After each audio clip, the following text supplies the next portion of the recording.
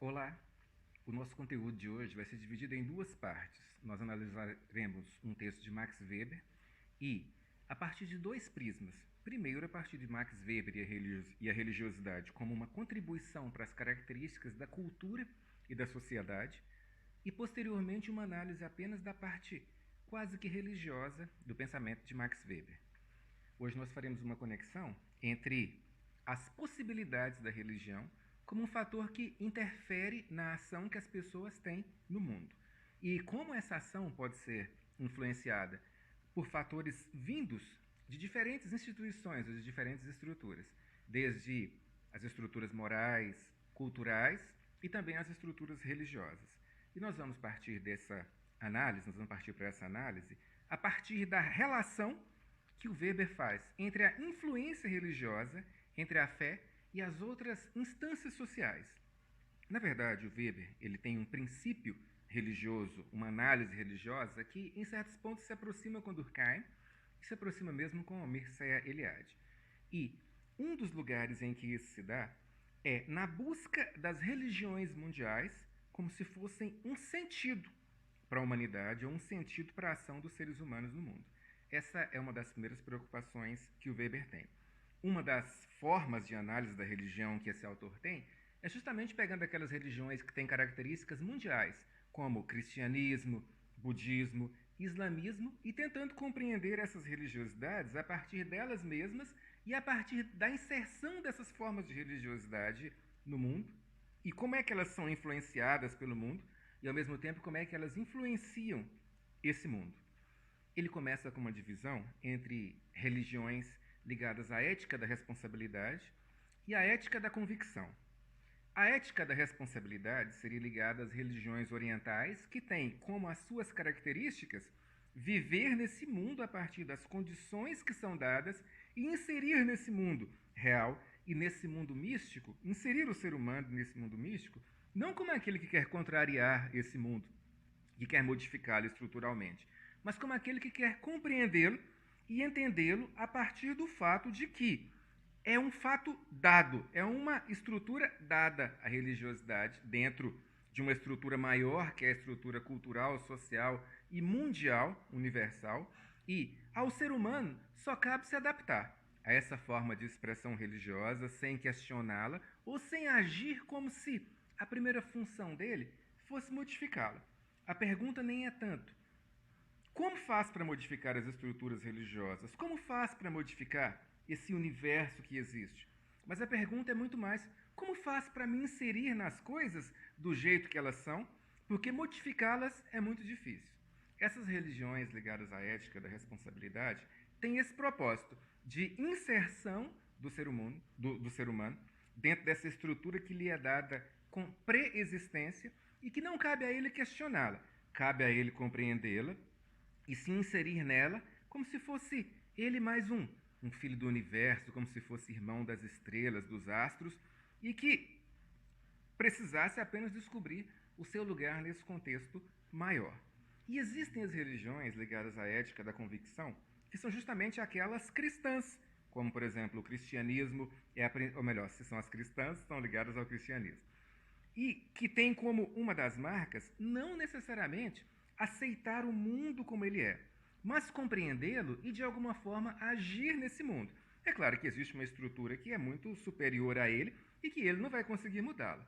Essa estrutura de mundo que é dada, no caso do cristianismo, que pode ser por uma divindade onipotente, onipresente e onisciente, ela está aí e a única possibilidade que você pode fazer é aceitá-la, já que você não tem força para modificá-la e não há como ir contra um Deus que criou tudo isso. Então, há duas coisas que você pode fazer. A primeira é compreender como é que esse mundo se dá, e a segunda é tentar agir a partir das regras desse mundo e agradar principalmente os poderes divinos que existem nesse mundo para que você se dê bem, tanto aqui nessa vida, como, em alguns casos, numa futura vida pós-morte. O que distingue da primeira e da segunda é que a primeira, que é a religião da ética da responsabilidade, que é ligado, como eu disse, ao budismo, por exemplo, ao confucionismo, é que você não tem que modificar nada nesse mundo. Você precisa apenas compreendê-lo e aceitá-lo como ele é. é uma religião muito mais de contemplação das coisas do mundo do que de possibilidade de ação no mundo. Enquanto a religião ligada ao cristianismo, ela recebe uma estrutura quase tão pronta quanto essa estrutura que você percebe nessas religiões de ética de responsabilidade, mas cabe ao ser humano um papel determinante. Dentro dessa religiosidade, a estrutura é dada, não há possibilidade dele mudar essa estrutura maior, que é uma estrutura dada por uma divindade. Mas o lugar dele dentro dessa estrutura, dele dentro desse mundo, a ação que ele pode fazer no mundo para aumentar a força da divindade perante outros seres humanos que não acreditam nela, é uma das coisas que existe. Ou seja, eu posso agir no mundo dentro de certas regras, dentro de certas possibilidades. E não apenas um ato de contemplação ao mundo e perceber, nossa, o universo se organiza assim, nossa, essas coisas se organizam assim, nossa, isso se organiza assim. É muito mais uma possibilidade de como é que eu faço para mostrar que a minha divindade é poderosa para outras pessoas além de mim. Eu vou contra a minha divindade? Não. Essa impossibilidade as duas religiosidades têm, tanto a ética de convicção quanto a outra. Mas o que interessa, a de responsabilidade, o que interessa é o seguinte, não necessariamente eu vou contra a divindade, mas eu tento agir a partir dos principais propósitos que a divindade tem. A mim, cabe menos contemplar esse mundo do que cabe às religiões da ética de responsabilidade. Eu posso agir nele, posso agir para o meu bem-estar e posso agir para o bem-estar de outros que muitas vezes não têm ligação com a divindade que eu sigo, mas a partir da minha ação, a partir do meu exemplo, eu posso convencê-los a me seguir. Não apenas contemplar, mas agir e fazer com que pessoas façam isso.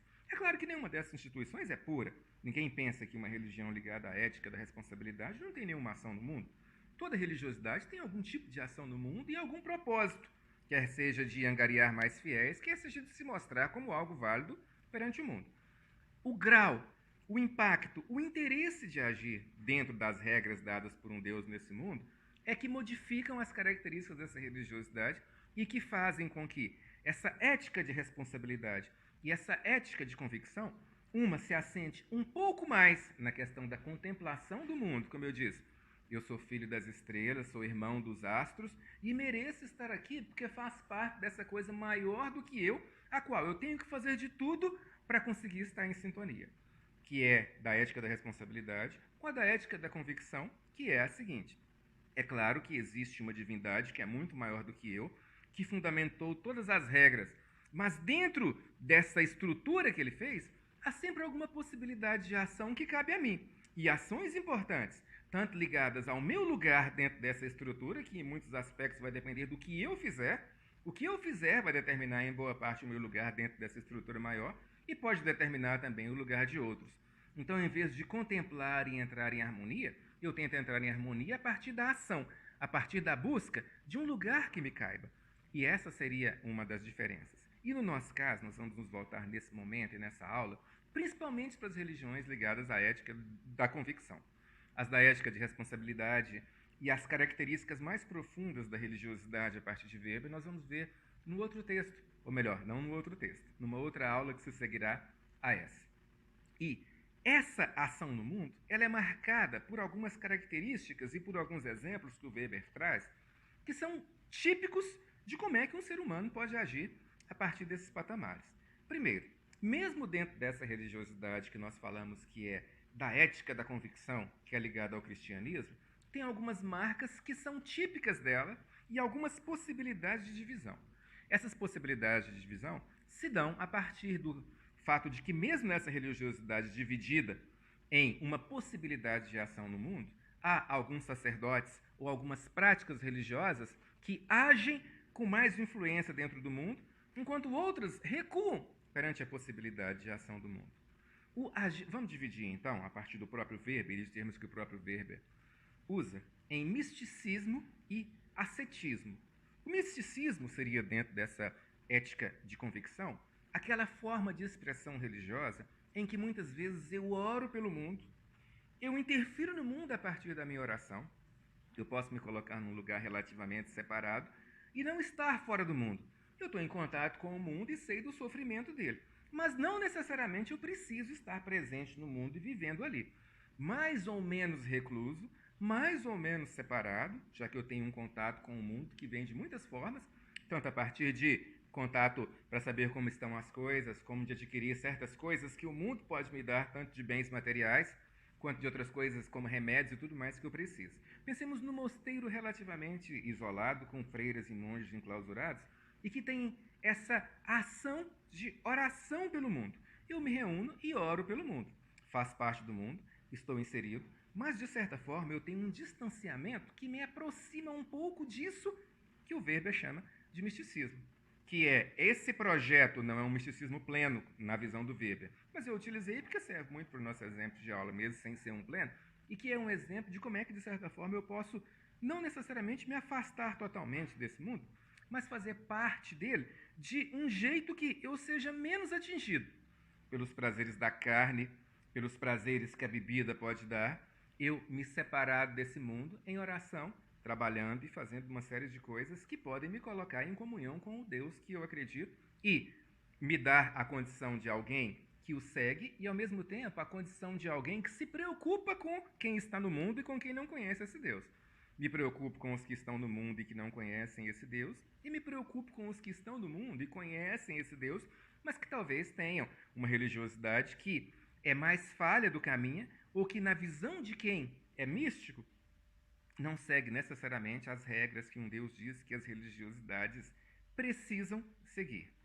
Essa é, então, a característica do misticismo. Mas existe uma outra marca, que é o ascetismo. No caso do ascetismo, na visão do Weber, não existe esse projeto que muitas vezes pode ser concretizado com mais dureza ou com menos dureza, de me separar do mundo.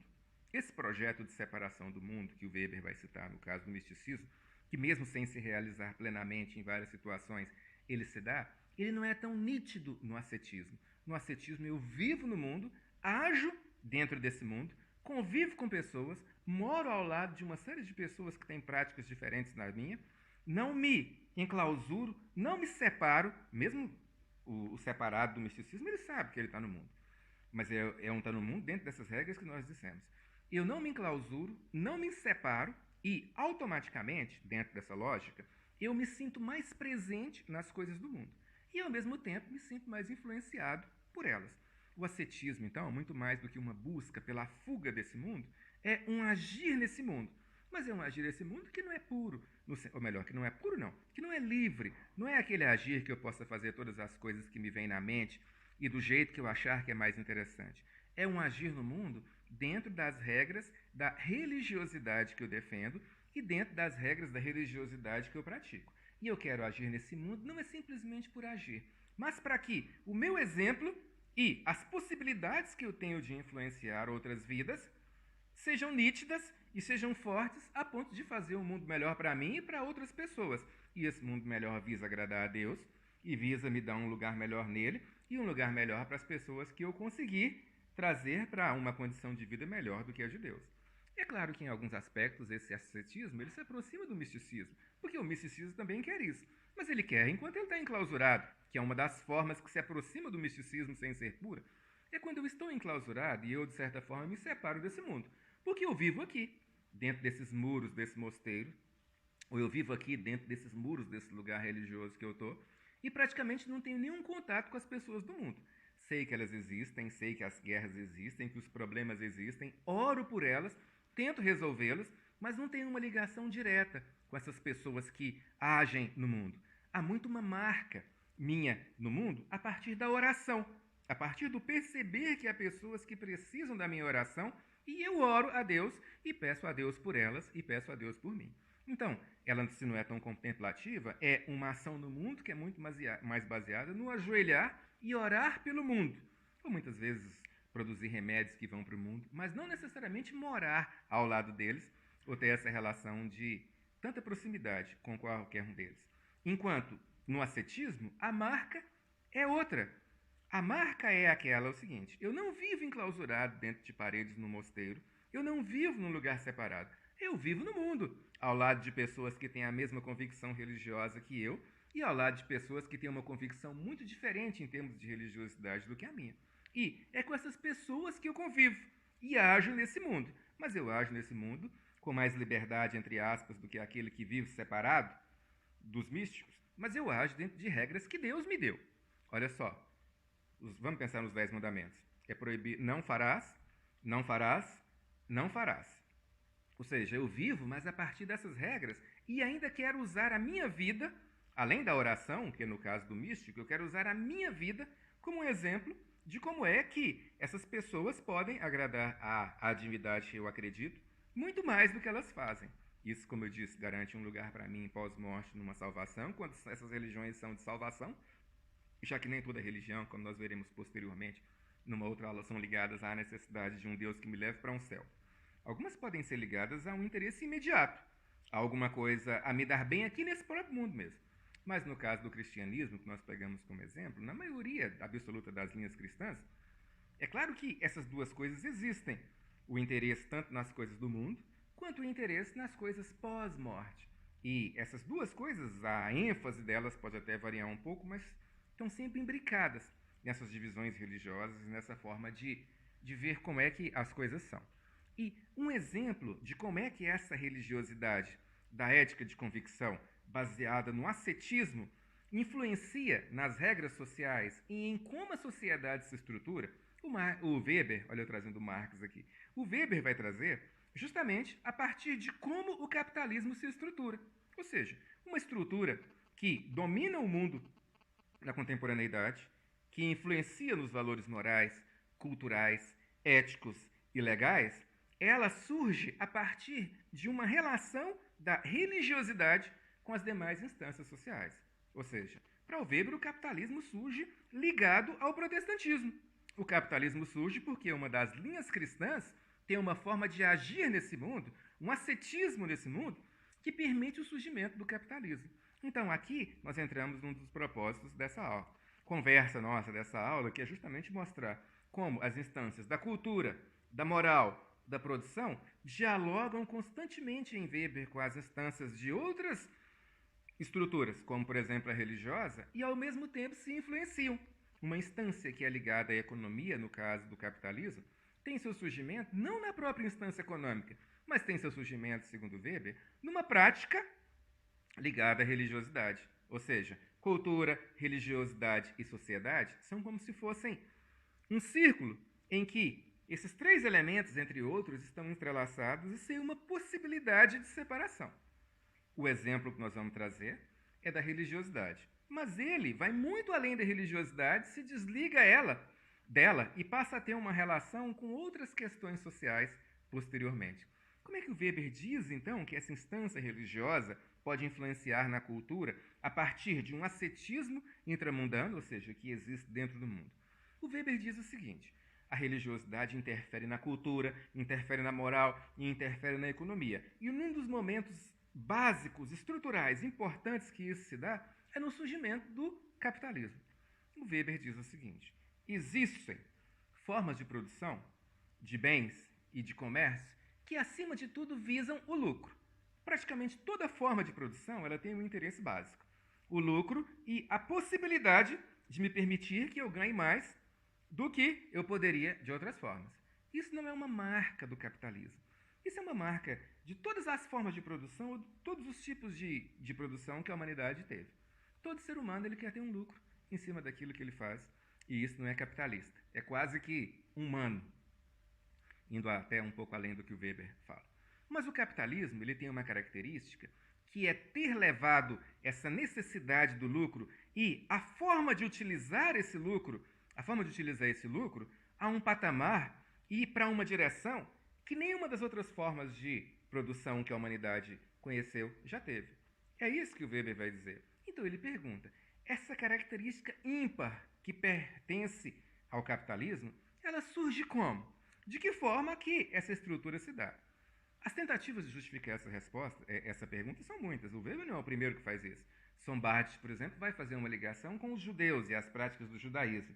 Outros vão fazer uma ligação dizendo que o capitalismo surge a partir da entrada de muito capital na Europa, via exploração de metais preciosos da América, e que esses metais preciosos foram a base das primeiras indústrias capitalistas, das primeiras práticas de produção capitalistas mais gerais. já que toda prática de produção capitalista implica numa necessidade de capital para investir. E essas explicações, que vão além dessas que nós falamos, e também tem a explicação de Marx, que nós já comentamos aqui, mas essas explicações, em outra aula, mas essas explicações, o Weber se soma a elas e diz que nenhuma delas é completa o bastante para justificar o surgimento do capitalismo de uma forma que seja satisfatória para quem busca uma resposta que realmente preencha uma quantidade grande de requisitos. E ele vai dizer o seguinte: o protestantismo é que cria o capitalismo. Sem querer, a intenção do protestantismo não é criar o capitalismo, mas é o protestantismo que cria as bases e as primeiras formas de produção capitalista. E cria não porque ele está interessado em criar capitalismo. O protestantismo não tem interesse nisso. Ele cria pelo seguinte, e não é o primeiro, não é o capitalismo, o protestantismo em geral, e sim uma das linhas dele. Ele cria o capitalismo porque está interessado na salvação. Esse ascetismo intramundano que busca a salvação como último lugar em que a minha fé no meu Deus vai me mostrar a redenção plena, nesse último lugar é que essa redenção plena vai acontecer, que é de um lugar que eu não sairei mais, que é o paraíso, que eu viverei feliz para sempre, que é o céu, ou como é que você queira chamar. E a questão é a seguinte: não é todo o protestantismo que gera o capitalismo. O Weber diz que a maioria das linhas protestantes não tem nenhuma ligação com prática capitalista, mas que uma delas, que é a calvinista, e uma das igrejas mais conhecidas do calvinismo que se tem no Brasil é a Igreja Presbiteriana do Brasil. Ela é calvinista. Uma dessas linhas, que é a Igreja Presbiteriana e as demais igrejas, a Igreja Presbiteriana do Brasil e as demais igrejas calvinistas, tem a característica de considerar a salvação a partir de um prisma diferente daquilo que as demais religiosidades cristãs consideram. E essa salvação, a partir desse prisma diferente, é um dos lugares em que o capitalismo vai surgir a partir da necessidade que essa linha de salvação tem. Os calvinistas e presbiterianos, como calvinistas, acreditam na predestinação. A predestinação diz que o seu destino já é conhecido por Deus, já foi traçado por Deus, e que não há nada que você possa fazer aqui nesse mundo que vai modificar isso. A decisão de se você vai para o inferno ou se você vai para o céu já é de Deus, e ele já sabe sobre essa decisão, e não há nada que você possa fazer para modificar isso. E você também não pode se chatear com Deus porque ele age dessa maneira, porque imagina você e uma criança. Muitas vezes você diz para a criança para ela não fazer certas coisas e ela não entende. E ela acha que você é mau porque ou você é má porque você está fazendo certas determinações. Mas você tem uma lógica de agir diferente de uma criança, e na sua lógica tem todo sentido impedi-la de fazer certas coisas. E a mente de Deus é infinitamente maior e infinitamente superior à mente de qualquer ser humano. A diferença entre a mente de Deus é infinitamente maior do que a de um adulto e de uma criança. E se uma criança muitas vezes não entende certas posturas de Deus, como é que um humano vai compreender, ou melhor, se uma criança não entende certas posturas dos pais ou dos responsáveis por eles e acha que é por maldade, ela não entende essas posturas porque o adulto sabe que aquela não é a hora e que aquilo não é o que deve acontecer. Mas a criança não entende. Se a diferença entre a mente dela e a mente de um adulto é essa, a diferença entre a mente de um ser humano e a de Deus é impossível de ser mensurada. Consequentemente, você não pode questionar a Deus. Ele sabe exatamente o que está fazendo.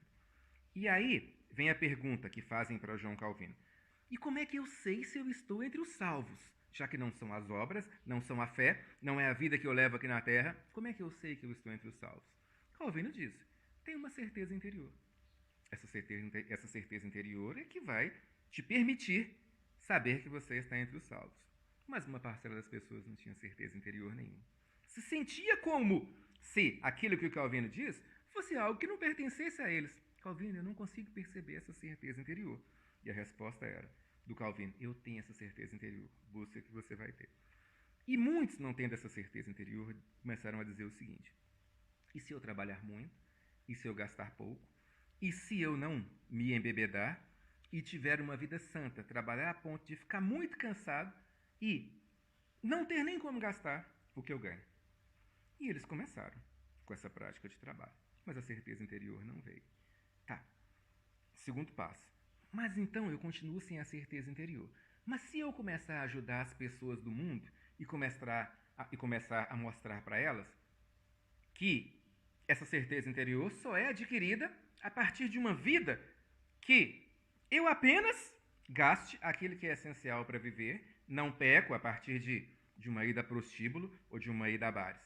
Mas como é que eu posso conseguir? Primeiro, se eu conseguir organizar as minhas finanças de jeito que o meu capital ou o meu dinheiro sobre, ainda era dinheiro e não capital, que o meu dinheiro sobre para que eu possa contratar pessoas para trabalhar junto comigo, pode ser que eu exija delas a mesma postura que a minha.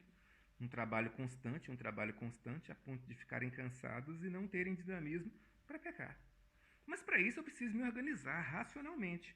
Preciso ter uma contabilidade, preciso ter na ponta do lápis os gastos que tenho, preciso pensar em como eu vou investir o dinheiro que eu tenho ganhado para que sobre um excedente para que eu possa contratar pessoas. Esse cálculo do investimento, esse cálculo dos gastos, esse projeto do que fazer com o capital ou o dinheiro que eu tenho ganhado, racionalmente, calculado na ponta do lápis, e a longo prazo que eles começam a fazer para poder contratar mais pessoas, é uma das essências do capitalismo. O máximo de lucro com o mínimo de gastos. O capitalismo tem uma contabilidade racional que permite que o capitalista possa se dar ao luxo de fazer isso. Essa contabilidade racional, esse cálculo para se ter o máximo de lucro com o mínimo de gastos, como é que eu posso para reduzir custos aqui? Se eu passar a fazer isso desse jeito, eu vou ganhar mais capital. Se eu passar a fazer isso desse jeito, eu vou ganhar mais capital. E aí posso contratar mais pessoas. Mas eu contratei mais pessoas, fiz essa contabilidade racional, criei pensando na minha salvação, e não em capitalismo. E isso não foi o suficiente. Contratei mais pessoas e continuo sem ter a certeza interior que o Calvino falou. Consequentemente, eu vou estruturando mais ainda a minha agora pequena empresa.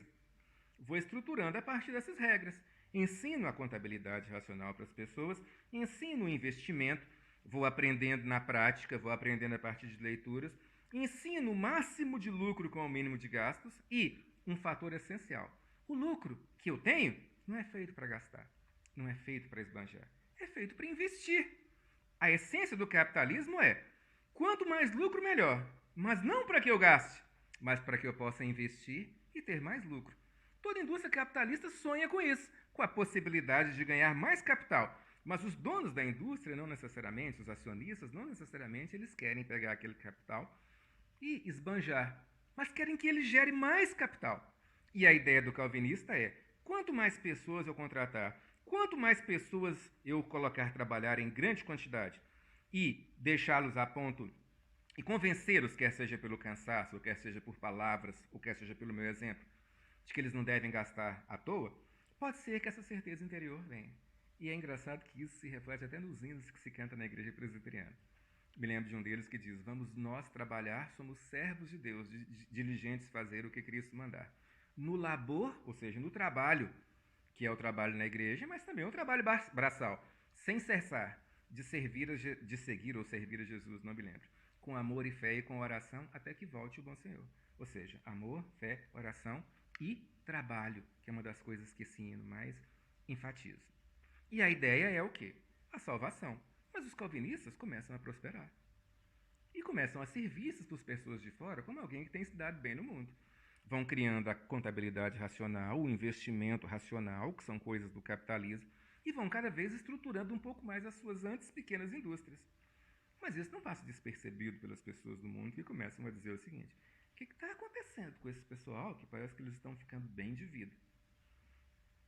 E o exemplo dos calvinistas acaba se espalhando pelo mundo, já não apenas nos calvinistas, mas em pessoas que nada têm a ver com Calvino, que praticam outras religiosidades, ou que em alguns casos não praticam nenhuma, e que pegam aquele exemplo do capitalismo, que é da contabilidade racional, o máximo de lucro com o mínimo de gasto, o investimento a longo prazo, a racionalização das formas de produção para que elas possam gerar cada vez mais, o investimento em coisas que antes eu pagava caro e agora eu mesmo posso produzir aqui, que são as bases do capitalismo, e as possibilidades de levar a minha empresa para onde ela não está, para que ela possa me dar ainda mais lucro, para que eu possa investir mais. Essa acaba se generalizando, se espalhando pelo mundo. Então, a ideia era a salvação. Mas o que interessa é que uma prática que era ligada a um interesse de salvação, ganha o mundo. Ela se projeta no mundo e, a partir dali, deixa de ser simplesmente uma sombra daquilo que o mundo é e passa a ser uma das principais marcas que esse mundo tem. Ou seja, capitalismo surge a partir de uma prática religiosa, o que mostra a dificuldade de separação entre sociedade, cultura, religião e moral, já que todas acabam se interligando. E esse é um dos pontos que a teoria da religião do Weber vai mostrar. Primeiro, o capitalismo se estrutura a partir da religião e de uma forma que Calvino e nenhum calvinista nunca previu. Se a certeza interior da salvação chegou para algum desses calvinistas, a gente não vai saber. Mas que eles foram um exemplo para o primeiro embrião do capitalismo que depois foi estruturado, sim. E Weber usa como exemplo até o fato de que boa parte ou a totalidade dos primeiros países a se industrializarem eram protestantes. Estados Unidos, Inglaterra, Holanda e Bélgica, no caso, os Países Baixos, posteriormente, mesmo que depois, a Alemanha. E no caso da França, que era uma exceção, ele até usa a França como um exemplo e diz que, apesar de já não existirem mais tantos protestantes na França por causa dos éditos religiosos, ou melhor, mais políticos do que religiosos, que a França passa, mesmo que não exista, a base do pensamento calvinista já estava instalada. Enquanto ele usa como exemplo de quem não se encaixa nesse perfil, religiosidades e países que não são ligados ao protestantismo e, consequentemente, não davam brecha para o calvinismo, como, por exemplo, Portugal, Espanha e a própria Itália, que nesse período em que se estrutura o capitalismo nem era um país, né? Assim como a Alemanha também não era, mas era uma série de ducados. Então, mas, Iteovides, não existe uma necessidade de lucro dentro desses países que não seguem a lógica do capitalismo calvinista ou da salvação calvinista, da predestinação e criam o capitalismo? Sim, como Weber diz, a ideia de lucro sempre existiu. Não é o capitalismo que cria a ideia de lucro, mas o lucro muitas vezes era trazido para que eu pudesse esbanjar, para que eu pudesse mostrar poder. Eu decoro as paredes da Catedral Católica de ouro, porque isso mostra para o meu Deus o tanto que eu amo. E para um calvinista isso é um absurdo. Não há sentido em decorar uma catedral de ouro. As igrejas da época receberam uma quantidade de ouro que proporcionalmente não chega a ser tão importante pela totalidade de ouro que saiu, mas que mostra essa outra visão. Boa parte do lucro é utilizado para ostentação do poder do meu Deus. E eu ostento a partir dessas estruturas com uma quantidade enorme de coisas folheadas a ouro. Ou seja, a ideia não é o máximo de lucro. Porque se fosse o máximo de lucro com o mínimo de investimento, eu usaria esse ouro de uma outra forma. Eu venderia, eu faria uma outra coisa com ele. Mas não, eu adorno igrejas, que é uma das práticas. E ainda considero o lucro, na Idade Média, como um pecado, como a usura, como a gente já viu falar, que era uma prática do catolicismo, de uma parcela do catolicismo durante uma época específica. Enquanto no protestantismo, principalmente no calvinismo, não existe isso. Então, as igrejas calvinistas são comparadas com as igrejas católicas, ou mesmo com as igrejas protestantes pentecostais de hoje, que são essas mega catedrais, extremamente simples. Um altar, bancos, algum tipo de iluminação e uma pintura básica. Mais nada. Sem luxo, sem nada. Porque o capital não era para ser usado para demonstrar o poder de Deus a partir de uma estrutura nababesca, mas para mostrar que a salvação pode ser alcançada por mim a partir da minha prática de ação racional nesse mundo. Ok? Então essa era uma diferença. A ideia de lucro sempre existiu, mas o que fazer com o resultado desse lucro? Na Idade Média eu pego parte desse lucro, na Idade Antiga, e faço uma festa gigantesca em Roma, por exemplo. Vejam, ganhei muito dinheiro, gasto uma boa parcela delas fazendo uma festa gigantesca aqui em Roma e convidando uma infinidade de pessoas para mostrar que eu sou assim, alguém que pensa nos outros. E essa lógica, a festa em si, o meu nome em si, já era o interessante. Enquanto para o calvinista a festa só teria sentido, o nome só teria sentido se ela desse para ele mais lucro direto do que gastos.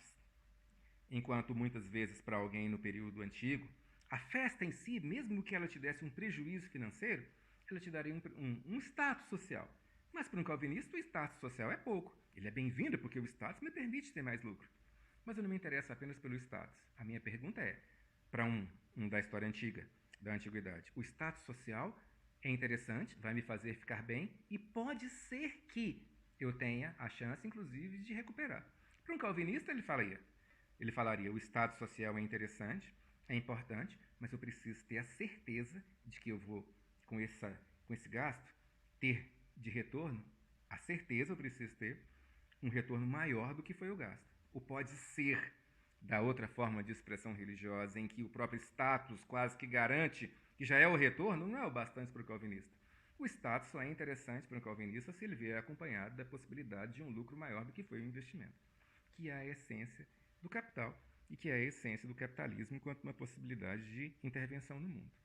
Mas a intervenção do mundo para o Weber, da religiosidade, ela não se acaba nessa questão do capitalismo que surge a partir disso. Outras estruturas mostram como são imbricadas religião e sociedade em Weber. O Weber trabalha com a trilogia do mago, do sacerdote e do profeta. O mago seria aquele que não necessariamente quer um séquito de seguidores. Ele não precisa disso. Ele não precisa de pessoas seguindo. É como se fosse um Gandalf do Senhor dos Anéis, que até faz parte de uma ordem, mas é uma ordem pequena e que ele não está interessado em fazer seguidores.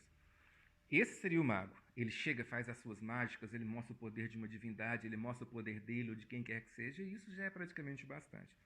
Enquanto o sacerdote é aquele que quer permitir que as estruturas religiosas, as instituições religiosas e as bases que as mantêm não sejam maculadas. Ele quer que elas permaneçam puras. E ele defende essas estruturas. Ele não quer o novo. Ele quer a continuidade daquelas tradições que ele acredita que podem ser seculares ou não, mas que ele acredita que são válidas. Nós podemos pegar um exemplo desse no caso bíblico dos fariseus, que questionam Jesus porque Jesus não segue o Velho Testamento. Ou seja, os fariseus agem como sacerdotes. Jesus, é o seguinte, existe uma tradição religiosa e nós somos aqueles que zelam por essas tradições. Nós queremos que elas continuem sem que ninguém as macule, que elas permaneçam puras. E com as suas práticas de colher espiga no sábado, de ter esse comportamento que você está tendo, você está pegando as nossas estruturas religiosas, que nós somos os guardiões dela, e está simplesmente dizendo que elas não valem nada. Como é que uma tradição dessa pode não valer nada? Então o sacerdote é aquele que zela pelo culto, zela pelas tradições e quer que aquela religiosidade que é dominante permaneça. E existe o profeta, que é aquele que rompe com qualquer estrutura religiosa. Ele é mágico, assim como o mago. Mas ele não é simplesmente mágico. Ele quer seguidores. Ele ama ter seguidores. No caso dele, os seguidores são uma das coisas mais importantes que ele tem. Então, a religiosidade dele ela é feita para trazer pessoas. Mas ele não está nem aí para as estruturas. E ele não se importa com as estruturas dominantes. Jesus Cristo é um outro exemplo disso. Maomé também. Jesus dizia, quando disseram para ele, mas mestre, está colhendo espigas no sábado? E ele diz, sim, está escrito, mas eu vos digo, o sábado foi feito para o homem ou o homem foi feito para o sábado? As palavras não são exatamente assim, mas o exemplo serve bem nesse sentido. Então, ou seja, estão vendo essa tradição que vocês seguem? Abandonem isso. Deixem isso de lado. Isso não é o mais importante. O mais importante é o que existe dentro de você. Ou seja, ele rompe com as estruturas religiosas do judaísmo, rompe com as práticas do judaísmo e cria um novo culto. O profeta é esse, que chega, que, ao contrário do mago, não quer simplesmente mostrar poder, ele quer seguidores, mas para isso ele rompe com a estrutura do que existia antes, religiosamente falando. Foi isso que Maomé fez com as várias práticas religiosas que existiam no que hoje nós chamamos de países muçulmanos. Foi isso que Jesus Cristo, se é que ele existiu, fez com o judaísmo e com qualquer outra religiosidade ou prática religiosidade que aparecesse ali. Então o profeta mas o profeta ele tem uma marca. O profeta ele tem um carisma. O carisma vem dele, é um carisma pessoal. As pessoas seguem o líder carismático, esse profeta que é carismático, não é simplesmente porque ele é um profeta, mas eles seguem porque é dele o carisma. Eles seguem a pessoa. Quando eu sigo o sacerdote, eu sigo a instituição. Quando eu sigo um padre ou uma madre que tem um tipo de culto que é secular, eu sigo ele porque ele segue a instituição. Mas quando eu sigo um profeta, eu sigo o profeta e não a instituição. É dele que vem a graça. E era de Jesus, antes da igreja cristã ser institucionalizada, que vinha essa graça desse profeta que tem esse carisma, que segundo Weber, nasce com ele. Não é algo que você adquire, não é algo que você compra. O seu carisma, ele nasce com você. E como é que esse carisma nasce com você? Ele nasce porque é um dom pessoal, um dom mágico que alguns seres humanos têm e que não se compra. É um dom que pertence à pessoa. Mas aí entra, de novo, a relação entre religião e sociedade. O carisma ele não pertence só ao líder religioso. Ele pertence ao líder político também. Ele pertence ao artista. Existem alguns políticos que são extremamente carismáticos e que conquistam as pessoas por esse carisma. Então, esse carisma que o líder religioso tem não pertence apenas à instância religiosa. Ele pertence à instância social, ele pertence à instância cultural. Alguns líderes políticos são extremamente carismáticos. Na Argentina, Eva Perón, era muito carismática. Fora da Argentina e pensando em outros lugares do mundo, mesmo que pareça que não, Hitler era muito carismático. E as pessoas seguiam o Hitler pelo carisma que ele tinha. Ele saía nas ruas da Alemanha e era adorado pelos alemães e era adorado pelo carisma que ele tinha e pelo poder de sedução que ele tinha sobre o povo alemão. O mesmo como nós vamos ver nesse vídeo que nós vamos passar agora.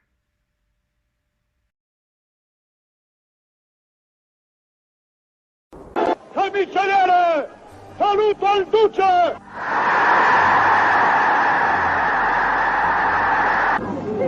Avrà quindi il pane necessario alla sua vita, ma se anche gli fosse mancato, non si sarebbe mai, dico mai!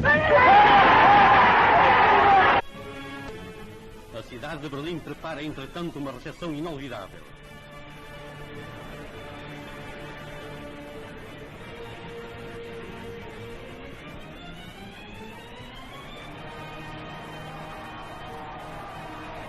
As ruas da estação até à chancelaria do Reich transformaram-se em verdadeiros tapetes de flores.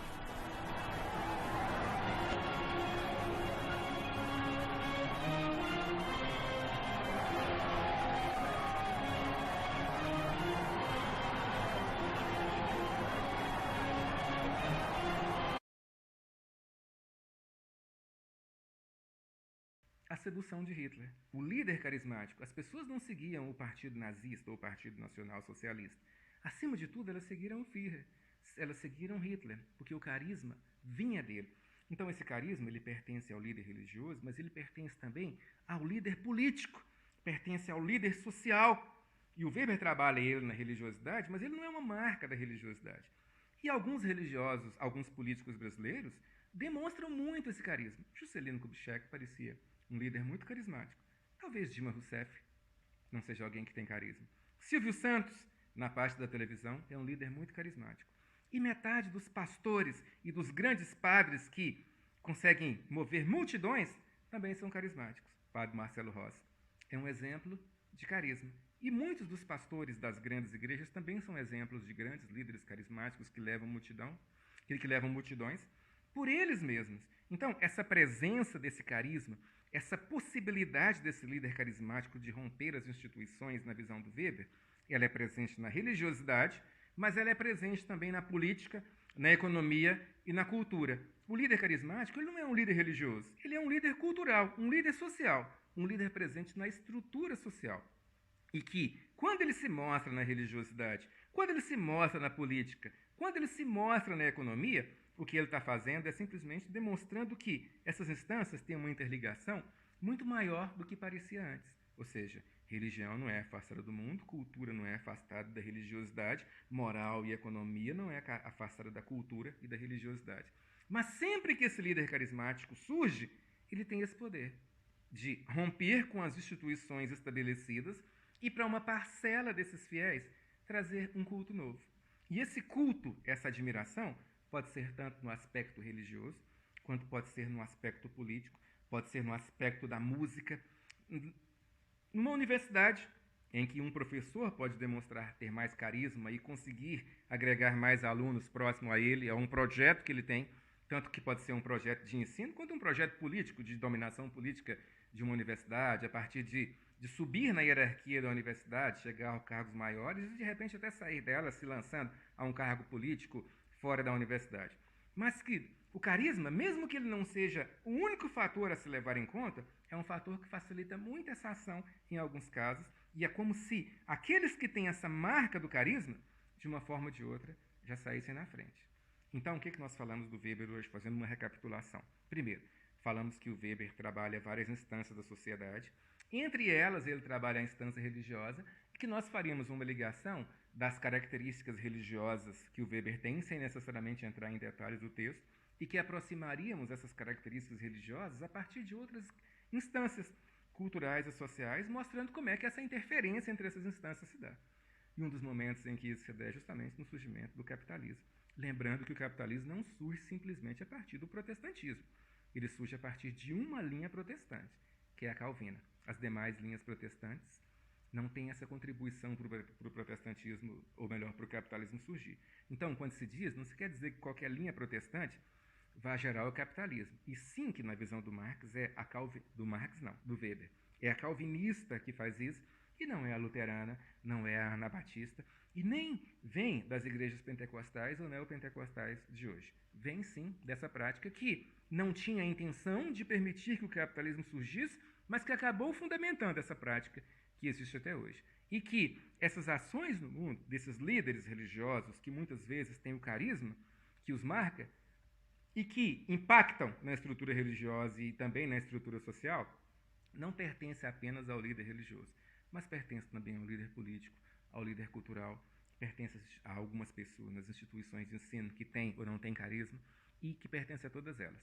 Também fizemos uma distinção entre misticismo e ascetismo, uma distinção entre religiões ligadas à ética da responsabilidade e à ética da convicção, e fizemos algumas distinções, trazendo Weber numa relação entre religiosidade e cultura, e que vai ser aprofundada numa próxima conversa que nós tivermos, abandonando essa relação entre cultura e religiosidade e aprofundando na discussão religiosa que o Weber faz, inclusive com outros pesquisadores da mesma área que ele.